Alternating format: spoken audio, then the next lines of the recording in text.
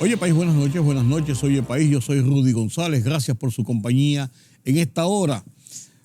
¿Qué está pasando en el mundo? ¿Qué está pasando en el país? Vamos a conversarlo durante esta próxima hora aquí en Oye País desde Color Visión. Qué bueno que me acompañan. Miren, Ucrania ha dicho que está ganando la guerra.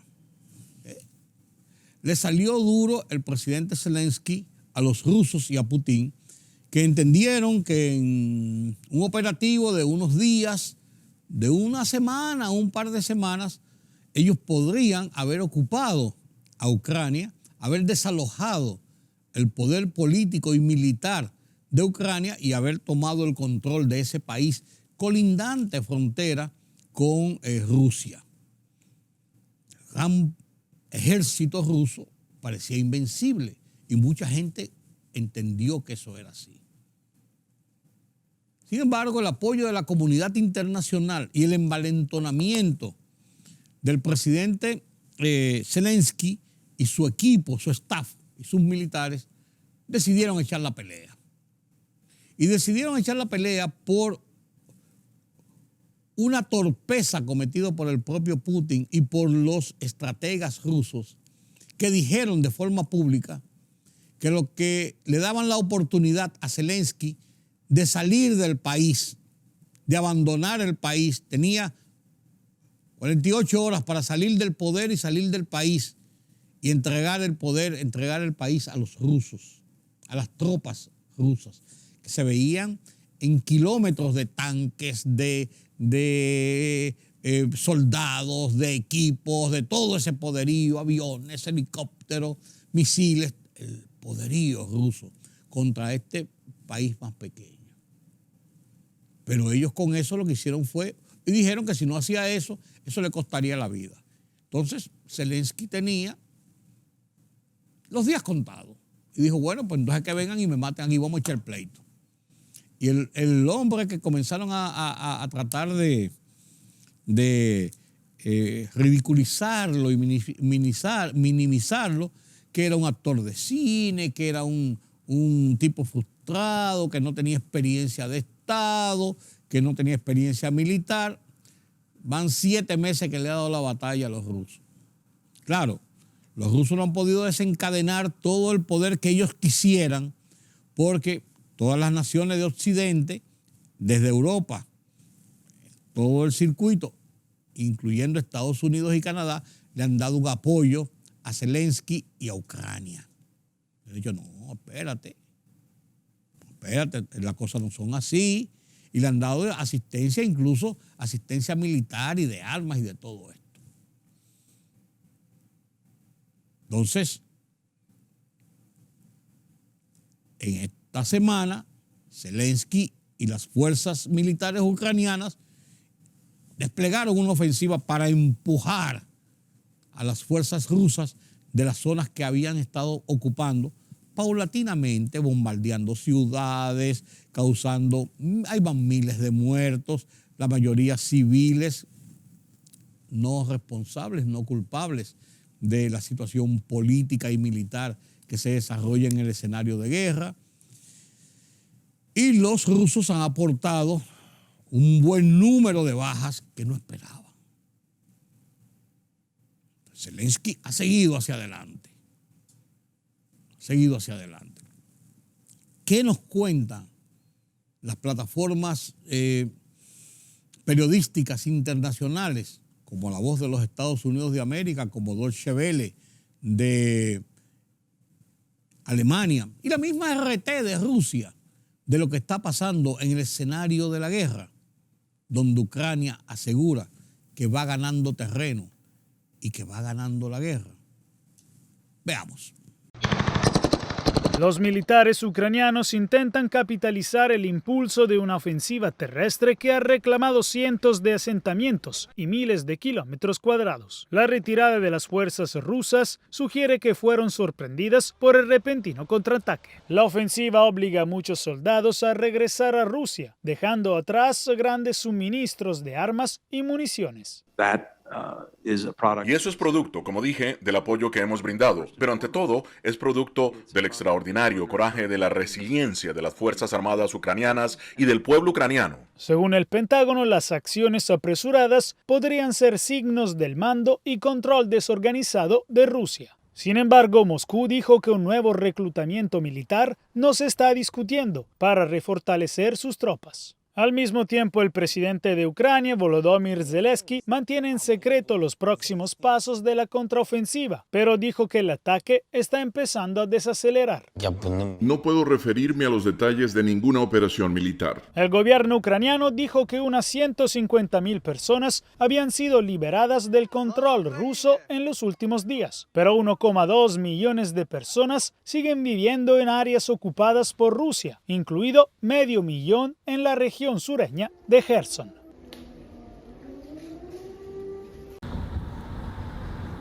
La línea del frente está ahora más lejos, pero Kharkov sigue en el punto de mira de Rusia. Los ataques aéreos el lunes mataron al menos a una persona y provocaron incendios y cortes de electricidad. Represalia por las pérdidas rusas en el campo de batalla, asegura el presidente Volodymyr Zelensky.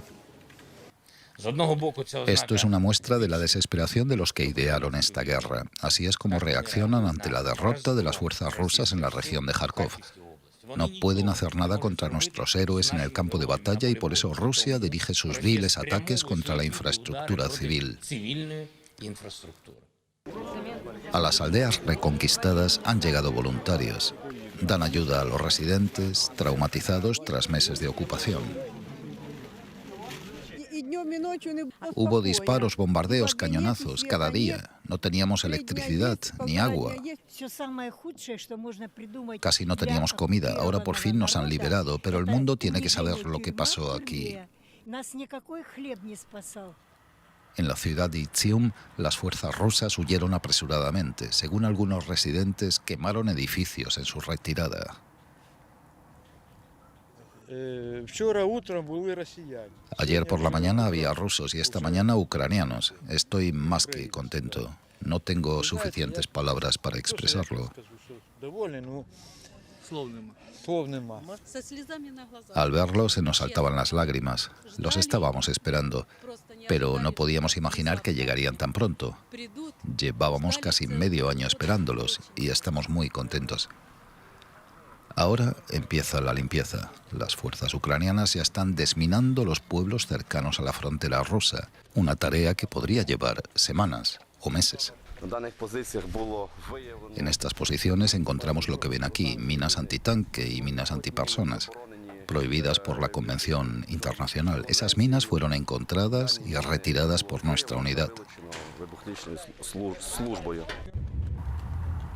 Según las fuerzas ucranianas avanzan, las pérdidas rusas salpican el paisaje y se hace evidente la magnitud de la contraofensiva. Aquí en nuestros lares el tema haitiano es un tema trascendente, un tema importante. Y la información de la semana, violencia en las calles de Haití, el asesinato brutal de 2 periodistas que después fueron quemados, policías muertos en enfrentamientos con las bandas de delincuentes y una suerte de un caudal de amenazas contra República Dominicana de parte de ese liderazgo político y de ese liderazgo empresarial que tiene República Dominicana como un tema para generar un estado de beligerancia de parte del pueblo sobre la República Dominicana. Una República Dominicana que lo que ha hecho es abrir sus puertas y acoger más de 1 millón de exiliados, en su gran mayoría exiliados económicos, que sin este pedazo de tierra hubiesen tenido la situación muy difícil, familias completas. Incluso disidentes y enemigos y personas que no quieren saber de Claude Joseph. Claude Joseph, este hombre que se ha declarado enemigo jurado de República Dominicana, han salido estas gentes a darle apoyo a la posición de Claude Joseph, quien dijo que se sentía ofendido y después dijo que era un honor para él que le hayan puesto impedimento de entrada a República Dominicana, en una decisión soberana del presidente de República Dominicana, del gobierno dominicano, del Estado dominicano, que no le quepa dudas a nadie. Una decisión y una acción legal del gobierno dominicano, del Estado dominicano, del presidente Luis Abinader. Lo que no se ha dicho en muchos campos es por qué esta situación a Claudio Yuset, que ha hecho una campaña tratando de ser candidato político sobre la base y sobre el espíritu de una animadversión de Haití sobre República Dominicana, sobre alegados maltratos, persecuciones, xenofobia y discriminación, de todo. Pero lo que no se sabía y no se dice es que Claudio Yuset estaba realizando reuniones en República Dominicana con gente que vienen de Miami, que vienen de otros sitios de América e incluso hasta de Europa, para reunirse aquí en parte de su componenda política en Haití, pero sus reuniones las hacían aquí y de aquí salían incluso algunas de estas tramas, de estas elucubraciones para tratar de chubar, como se dice, Haití frente a República Dominicana. Bien hecho por esa decisión de impedirle entrar a República Dominicana, y el mensaje no fue mejor que haberlo ligado con 12 delincuentes, asesinos, violentos, secuestradores de las bandas que componen esos estamentos de violencia que controlan las calles de Haití. Hablo de este tema y lo analizo en mi columna de esta semana, Oye País, en el Listín Diario, de la retórica a la acción, y la comparto con ustedes a continuación.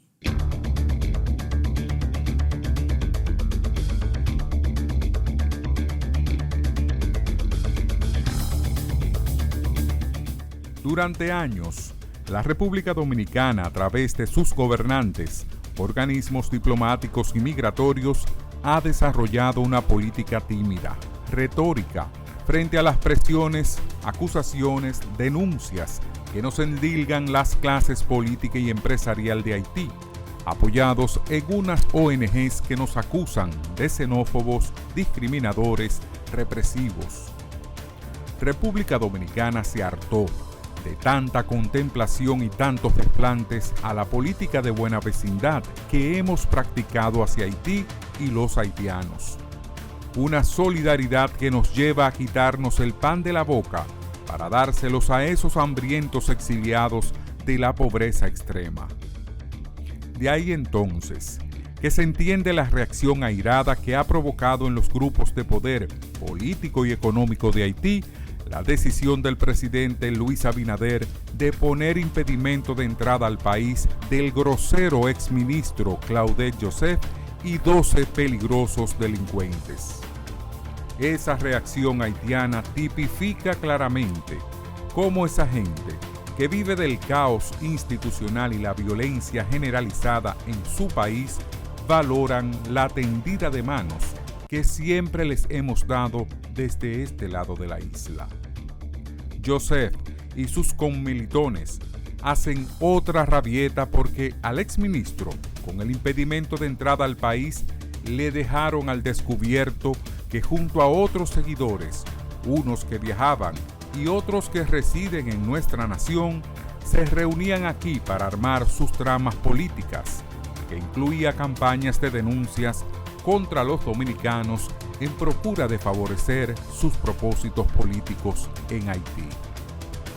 Aplaudimos, pues, la decisión del presidente Abinader, esperando, y que lo sepa esa comunidad internacional y nacionales cómplices, que este sea el paso definitivo de la retórica a la acción.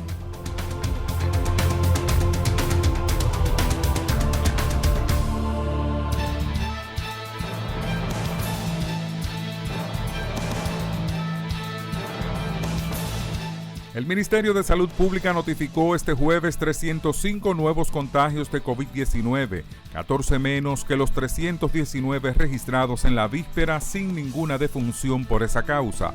El total de muertos por COVID-19 en el país es de 4.384, el 24.61% de los cuales era hipertenso y el 15.90% diabético. La directora de la Oficina Nacional de Meteorología, ONAMET, Gloria Ceballos, informó que la depresión tropical número 7 se convirtió en tormenta tropical Fiona, cuya trayectoria pronosticada por el Centro Nacional de Huracanes de Miami indica que pasará por República Dominicana. A través de la red social de Twitter, el analista meteorológico Jean Suriel señaló que Fiona podría llegar al este de República Dominicana este domingo a las 8 de la noche y que el sistema lleva vientos máximos sostenidos de unos 85 kilómetros por hora y ráfagas más fuertes.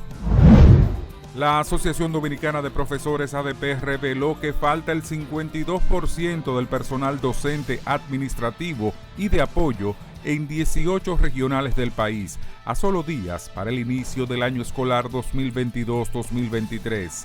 El presidente del sindicato, Eduardo Hidalgo, dijo que según los resultados arrojados por el sondeo en las 18 regionales del país, existe una situación dramática por la falta de personal docente, administrativo y de apoyo, además de que los planteles escolares no tienen espacios suficientes para la gran demanda de estudiantes en este nuevo año escolar. La Dirección Nacional de Control de Drogas ocupó 220 paquetes de marihuana sintética en un tanque que llegó a través de un envío internacional a la terminal de Jaina Oriental, municipio de Santo Domingo Este.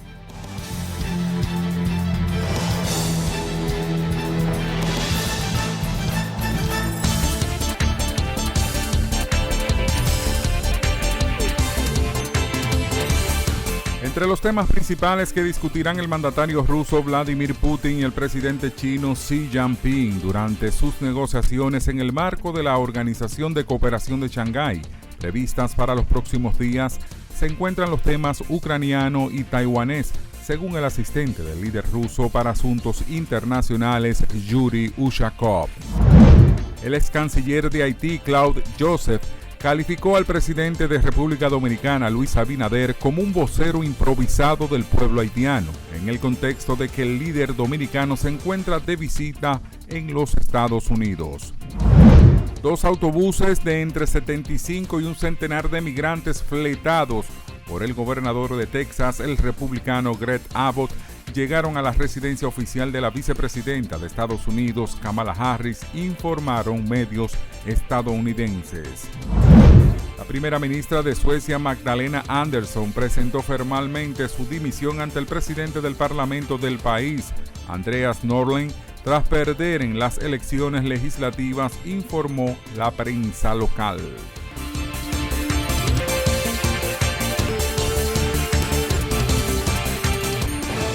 La libertad solo reside en los estados en los que el pueblo tiene el poder absoluto. Por el respeto a los valores democráticos y la dignidad del pueblo dominicano, el rumbo de la tarde, plural, objetivo, comprometido siempre con la verdad. Con Georgie Rodríguez, Rudy González, Diulca Pérez y Ramón Colombo. Los poderosos ya están en el aire.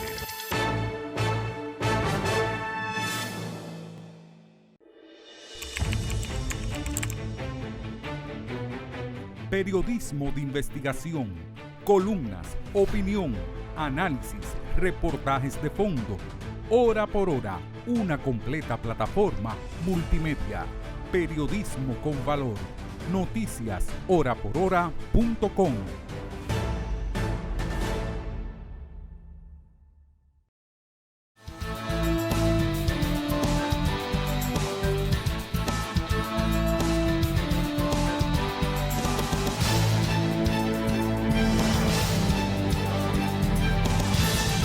En medio de la crisis de la inflación mundial, producto de la reorganización y la reestructuración de las economías post-pandemia y después atizada por los estragos de la guerra, de la invasión de Rusia contra Ucrania, el mundo ha sufrido muchos problemas y sigue sufriendo muchos problemas en el estado de sus economías. Precios del petróleo descontrolados, los insumos alimentarios también, problemas con la transportación y altos costos de la transportación, la producción también recuperándose.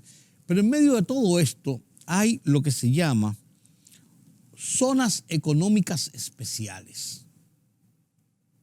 ¿Qué son las zonas económicas especiales? ¿En qué consisten? ¿Cuál es su dimensión? ¿Qué representan y cuáles son sus resultados? Moisés Naín, en su programa Efecto Naín desde Washington, D.C., nos presenta este reportaje sobre las zonas económicas especiales. No se lo pierdan, no tiene desperdicio. Lo comparto con ustedes a continuación.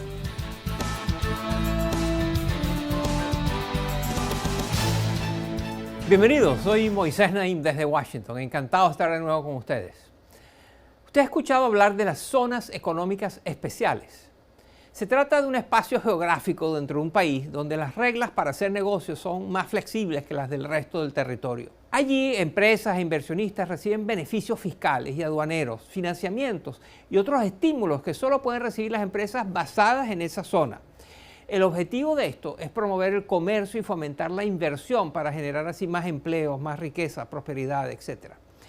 Estas zonas han existido desde hace ya mucho tiempo. Actualmente en todo el mundo hay cerca de 7.500. Los defensores de esta idea argumentan que es una herramienta importante para el desarrollo económico de los países. Y existen algunos casos de éxito, particularmente en Asia, América Latina.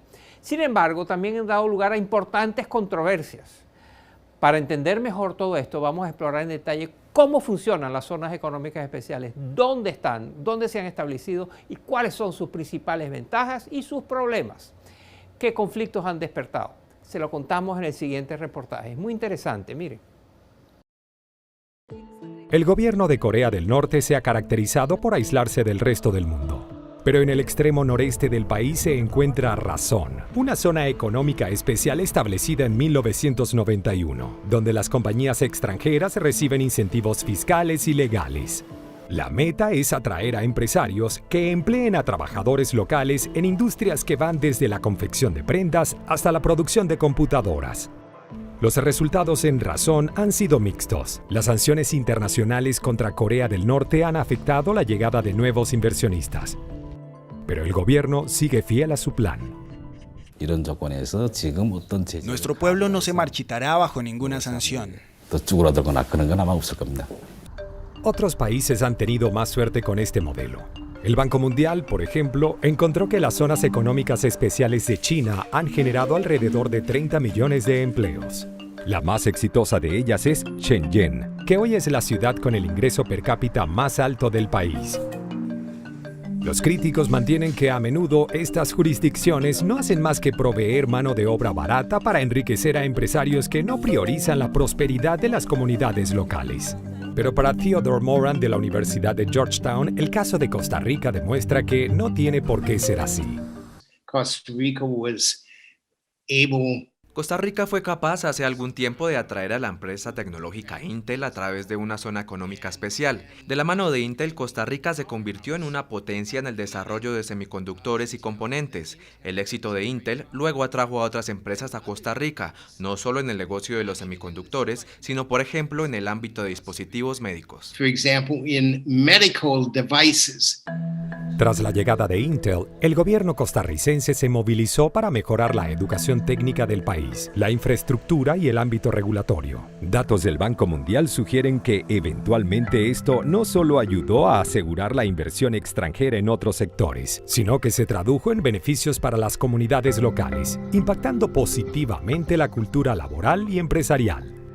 Es por eso que investigadores como Ryan Berg del Centro de Estudios Estratégicos e Internacionales aseguran que la finalidad de las zonas económicas especiales va más allá de la creación de empleos. Cuando son realmente exitosas, las zonas económicas especiales funcionan como esa ventaja competitiva o motivación que a veces el gobierno central necesita para reformarse a sí mismo, incluso a escala nacional. No obstante, un estudio reciente que analiza 346 zonas económicas especiales en 22 economías emergentes demuestra que los impactos positivos sobre el empleo y la economía no se extienden a toda la sociedad. Esta precisamente fue una de las denuncias que movilizó a miles de manifestantes en Honduras.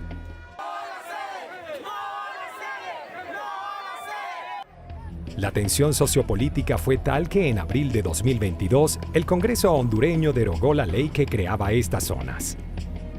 Por otro lado, la debilidad institucional ha permitido la violación de los derechos humanos en estos territorios. En 2019, las Naciones Unidas reportó el trabajo forzoso de 40 migrantes indios en una zona económica especial en Gabón, en la costa occidental de África.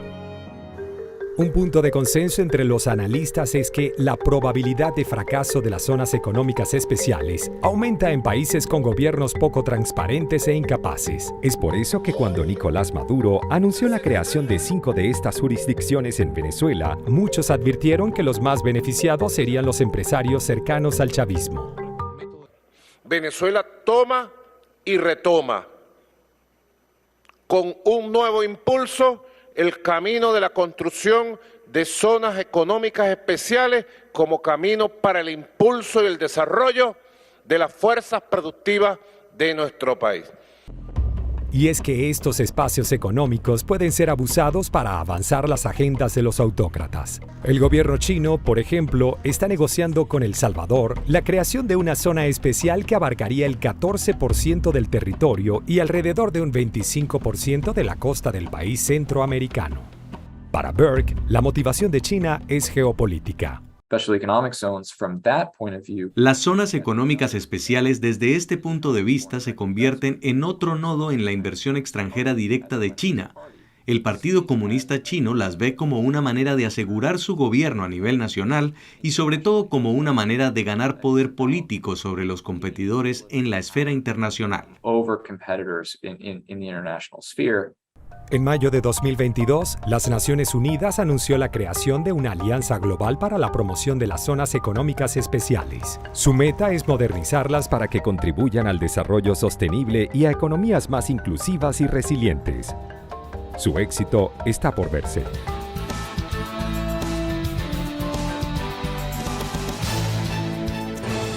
La libertad solo reside en los estados en los que el pueblo tiene el poder absoluto. Por el respeto a los valores democráticos y la dignidad del pueblo dominicano, El Rumbo de la Tarde, plural, objetivo, comprometido siempre con la verdad. Con Georgie Rodríguez, Rudy González, Diulca Pérez y Ramón Colombo. Los poderosos ya están en el aire.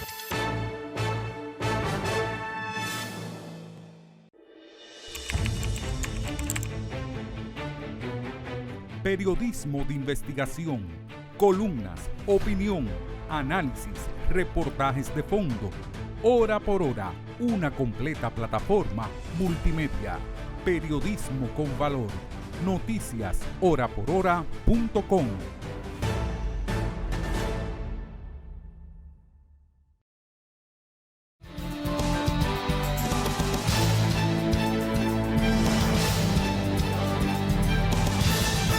Gracias por continuar con nosotros aquí en Oye País.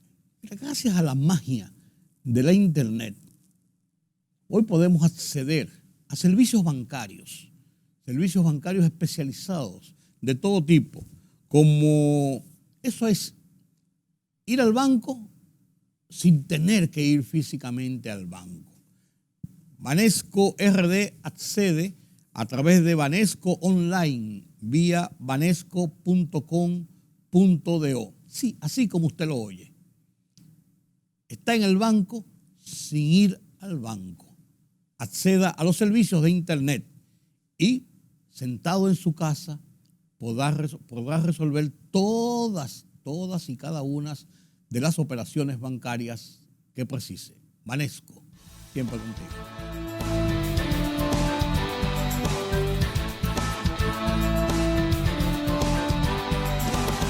Carlos Cuello y las económicas aquí en Oye País. Buenas noches, don Carlos. Buenas noches, don Rudy. ¿Cómo ha estado los días? Muy bien. Se ve, hay versiones que están publicando los medios, que está publicando el gobierno, que están publicando los medios, de que ha ido cediendo los niveles de precios de algunos alimentos.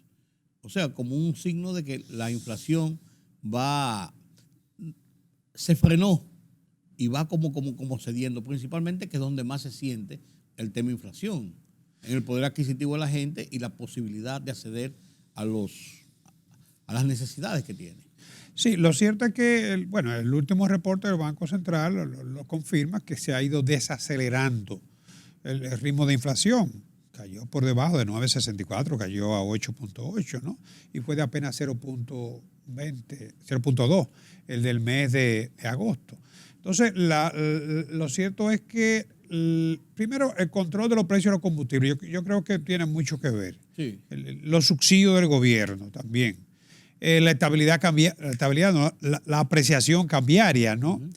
Y el hecho de que tampoco ha habido desabastecimiento. Eso te iba a decir, la escasez también es un factor, porque la escasez provoca inmediatamente aumento de precios. Claro. No tiene que haber inflación.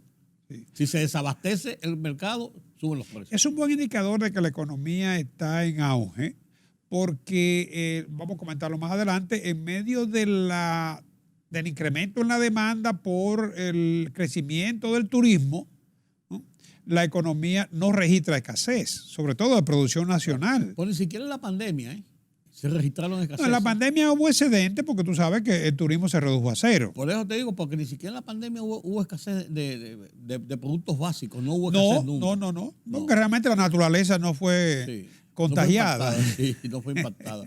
No, pero la verdad es que no, como se restringió todo, claro, y el país cerró prácticamente, pero siguieron fluyendo los alimentos incluso. Claro. Y ahora, bueno, se sabe que, entre otras cosas, hubo un desbalance entre oferta y demanda en el año de la recuperación, eso era de prearse, ¿no? Y después la guerra de Rusia y ese fue otro factor que fue Ucrania. Pegadito ahí mismo. Claro, todavía no acabamos de salir de lo que son situaciones coyunturales críticas, ¿no? La pandemia, la recuperación, que fue un alivio, pero entonces esta guerra también inmediatamente. Lo que sigue en auge es el turismo en República Dominicana. Viento en popa, señor. Ahí hubo informaciones que se dieron, la dio el Banco Central y la dio también en un acto el presidente de la República y el ministro de Turismo, David Collado, que hablaron sobre las cifras, y después el Banco Central también hizo un anuncio sobre cifras. Sí, turismo se ha adelantado en los últimos tiempos, cuenta con un técnico muy calificado y un departamento de estadística, a ofrecer la cifra del turismo. Antes era el Banco Central. Sí. Casi siempre con un mes o 2 o 3 semanas de retraso, pero ahora turismo lo hace inmediatamente, casi de inmediato, sí, ¿no? Y en este caso estamos hablando de 621.953 pasajeros no residentes. Hay que destacar que el turismo étnico, como se le llama, o sea, el de los dominicanos que de alguna manera no son residentes, pero tienen impacto, tienen presencia, ¿no? Sí. Ya es alrededor de un 20%. Pero se cuentan todos como pasajeros no residentes. Así es. Yo creo que eso en gran medida también podría estar explicando el hecho de que las estadísticas de la región hablan de que el turismo ha estado recuperándose muy lentamente, ¿no?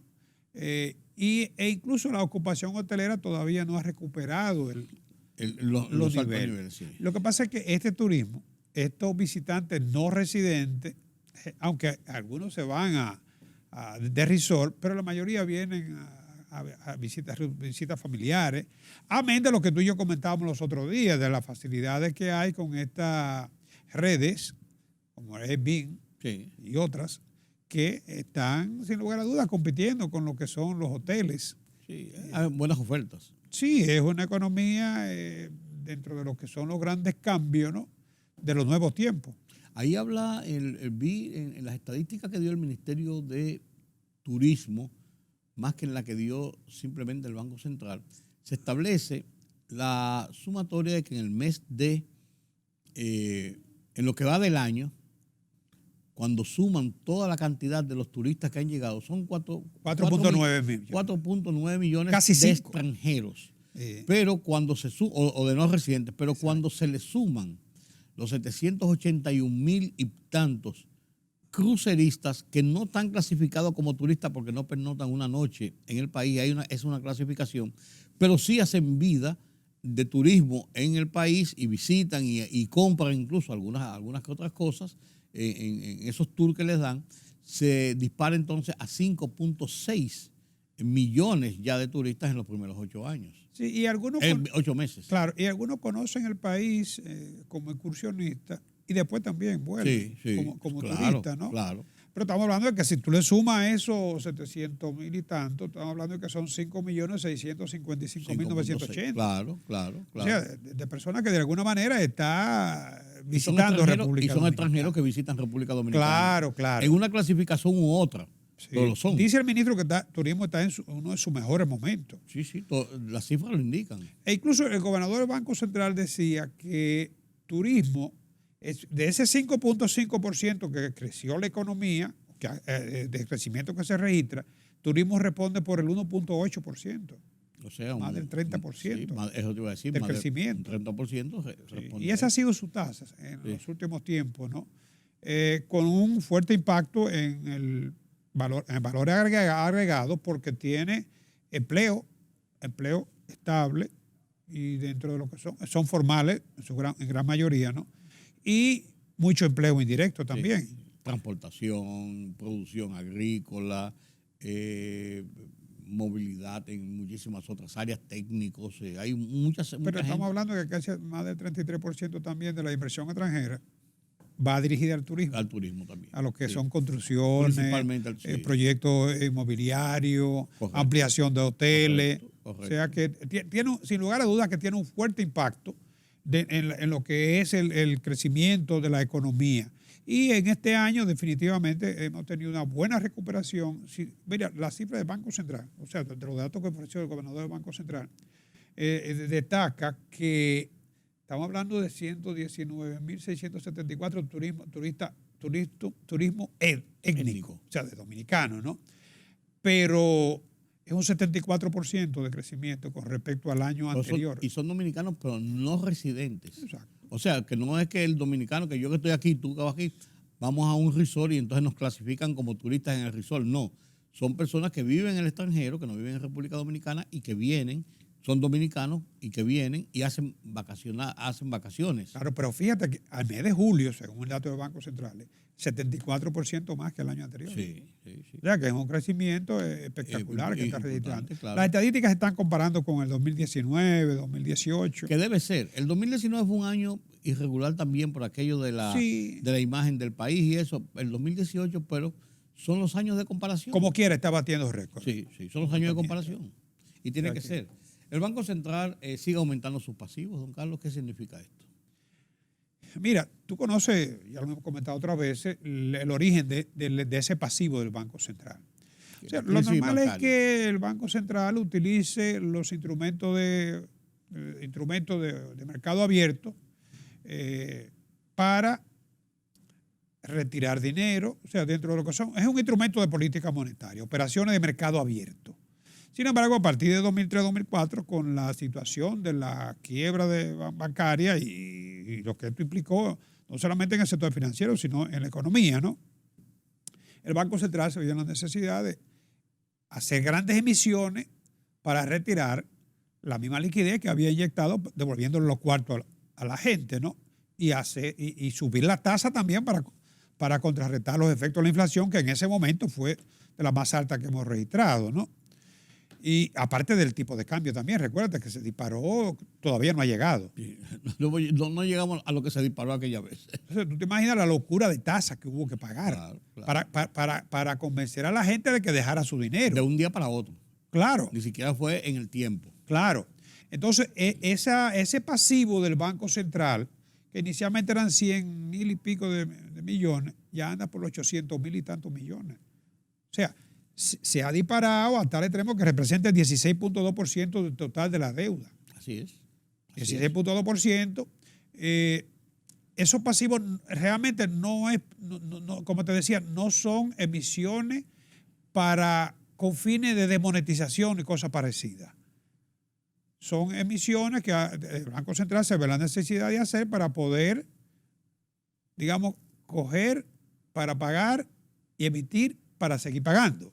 Correcto. Pero es un pasivo del gobierno. Así es, así es. De hecho, se hizo una ley en el 2007 que en 10 años eso quedaría traspasado completamente al gobierno. O sea, los títulos del gobierno tendría, el Banco Central tendría títulos de deuda del gobierno y el gobierno pasaría el rendimiento de esos títulos de deuda y el Banco Central no tendría por qué hacer este tipo de operaciones. No se pudo cumplir, lamentablemente. Ese era el ideal que no se cumplió. Pero no se pudo cumplir, ¿no? Por montones de razones. Siempre hay una excusa para tú dejar el de la casa de último, ¿no? Y lo cierto es que ese pasivo debe tener alguna salida, pero no es posible que el gobierno lo asuma plenamente si no se hace una reforma fiscal. ¿Cómo se está manejando? Todavía se está toreando eso desde el año 2003-2004. Sí. El famoso hoyo es lo que está dando vuelta ahí todavía. Y eso va a requerir de mayores ingresos por parte del gobierno para poder transferirle al Banco Central, por lo menos lo que se comprometió, de suerte que aunque el pasivo quede con el gobierno, que el Banco Central es una institución del gobierno, ¿no? Pero el Banco Central no tendría que emitir dinero para poder pagar el rendimiento de esa deuda. Y el problema es que la reforma fiscal y acciones de esa naturaleza tienen un componente político muy alto. Claro. Pero lo cierto es que se le ha ido dando larga al asunto. Pues en algún momento tendrá que ser, Carlos, pienso yo. Claro, porque aquella vez, como te digo, se comenzó, pero se interrumpió. Sí, se dejó. Siempre hay un motivo, como te decía. Carlos, se habla en estos días, se está hablando, y esto no está en la agenda, pero ahí mismo yo creo que podía encajar bien. Se está hablando de que vienen nuevos aumentos en la tasa de política monetaria, para llamarle igual, de Estados Unidos.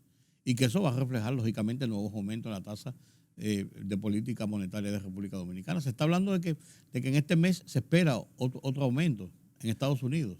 Sí, no, está anunciado. Sí. Ahora en el mes de septiembre ya está anunciado. No se sabe de cuánto será, si es 0.25 o 0.5. Sí. Pero ya se anticipa que se va a producir ese aumento. ¿Y eso va a provocar también aumentos aquí, necesariamente? Nosotros arrancamos adelante de ellos.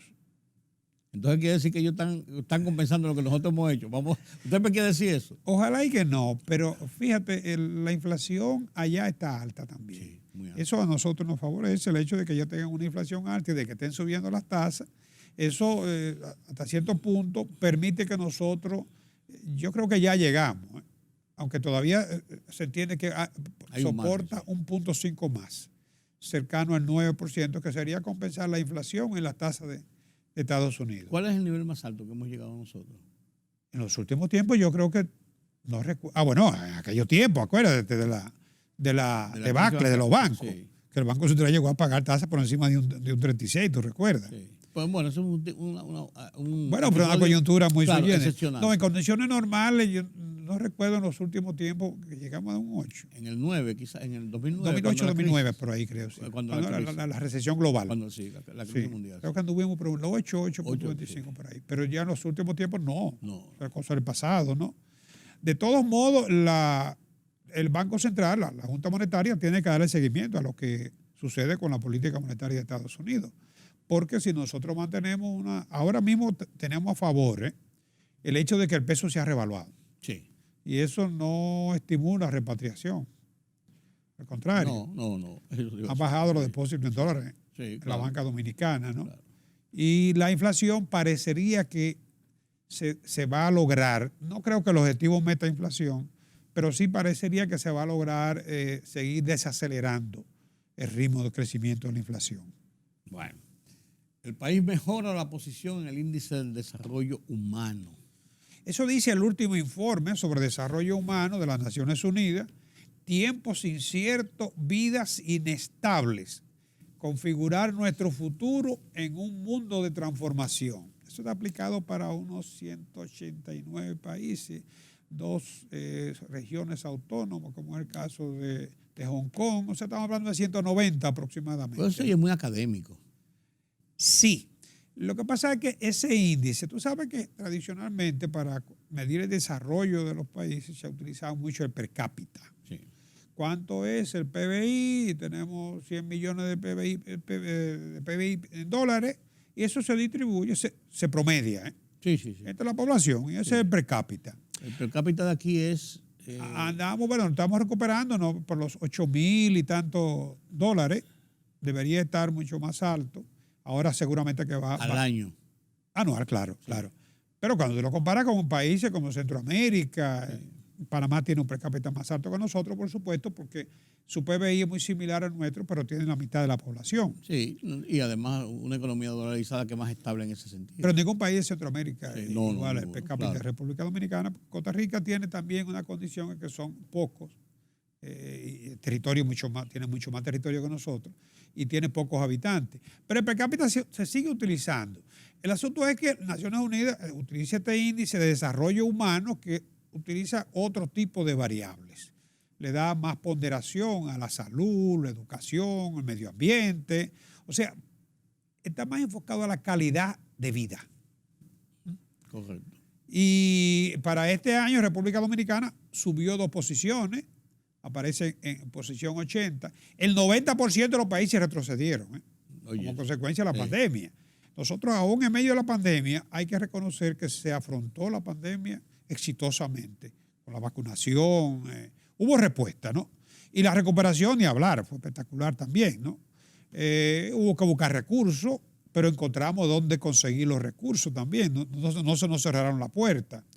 Entonces, eso habla bien. Hay algunas áreas en las cuales lamentablemente sacamos mala nota, por ejemplo, en la redistribución, en la desigualdad. Ahí no andamos muy bien, que digamos, ¿no? No, porque ha habido, después de la pandemia ha habido, al contrario, una mayor concentración del ingreso, ¿no? La economía ha seguido creciendo, pero los mecanismos de redistribución deben seguir mejorándose, pero hay que garantizar la estabilidad social, además de la parte macroeconómica, ¿no? Más del 90%, te decía, de los países tuvieron caída, y más del 40% en los 2 años, porque son 2 años consecutivos de retroceso que llevamos.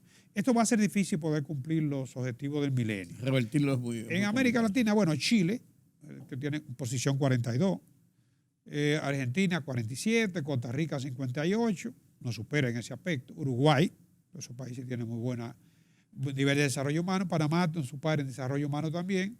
Y luego con desarrollo humano alto, que es donde estamos nosotros, ¿no? República Dominicana tiene 80, Cuba 83, Perú 84, o sea que superamos a Perú y a México, que tiene 86, Brasil 87, Colombia 88 y Ecuador 95. O sea que nosotros estamos por encima de todos esos países en lo que es el índice de desarrollo humano. Aún la pobreza nosotros hemos mejorado bastante. Los niveles de pobreza, incluso, eso te iba a decir, se frenaron. El nivel de pobreza, incluso el de pobreza extrema, que era peor todavía, se frenó y comenzó a retroceder. Muy por debajo de la media de América Latina, que está por encima del 30. La pandemia detuvo, en cierto modo, todo ese retroceso progresivo, pero pasó en todo el mundo igual, por igual. Son los 2 años perdidos. Pero aquí está incidiendo mucho los programas sociales. Sociales, claro. Ahí es donde viene el principal éxito de frenar esta situación. Limpian las estadísticas, pero en definitiva... No, pero también en la práctica y en la realidad se produce, porque es cierto. No, claro. O sea, ayuda, es un apoyo. Tú me dirás, lo ideal sería que no tuviéramos que endeudarnos para apoyar lo que son las finanzas públicas, porque seguimos acumulando déficit. No, claro. Eso sería lo ideal, que todo esto saliera de los impuestos. Eso es verdad, pero para votarlo en algunas otras cosas, qué mejor que en la calidad humana. No, claro. Primero. Y segundo, el tema de los impuestos será siempre un tema pendiente de esa reforma fiscal y de la necesidad de aumentar la presión tributaria. Pero cada vez que nos acercamos y le dan vuelta y no se sabe en qué momento tomar la medida por el tema político, nos acercamos a los procesos electorales y se ponen más lejos. Ahí tenemos problemas ahora con el comienzo del año escolar. Claro, eso es lo que mencionaba. Entonces, ¿pero cómo es posible? Entonces, que van a destinar $500 ¿y por qué lo ponen en dólares? Por alumno para la matriculación. Se ve menos. No, nosotros somos en pesos primero. Y lo segundo, ¿cómo es que tenemos ese déficit de aulas y de situaciones Tanta cuando teníamos construcción, 4.000 millones de pesos que nos iban a sobrar del presupuesto de educación? Son los contrasentidos. Y muchas construcciones paralizadas. Claro, entonces viene, todo, se sigue con el sofisma de que eso fue de la gestión anterior. Pues en 2 años, ¿por qué no la rehabilitaron? ¿Por qué no procedieron con eso? Claro. Entonces, y le sobra dinero del presupuesto. Entonces no, como que no me cuadra. Personalmente a mí no me cuadra. No cuadra. Yo no sé usted que es economista y es cuadrado. No cuadra. No Y es cuadra. cuadrado. No cuadra. Ni González Cuadra tampoco. No. Es así, Carlos. Bueno. Gracias por sus informaciones y por su oportunidad que nos da nueva vez de conocer la situación de la economía nacional e internacional en estos conversatorios de economía con Don Carlos Cuello. La semana próxima tendremos otro conversatorio, con la gracia de Dios, ¿verdad, don Carlos? Así es. Si hemos llegado al final de esta emisión de Oye País, gracias por su compañía. Yo soy Rudy González. Qué bueno que me han acompañado y los cito para mañana nueva vez aquí para seguir analizando temas de interés nacional e internacional. Pasen un feliz resto de la noche, un buen día. Nos vemos la próxima.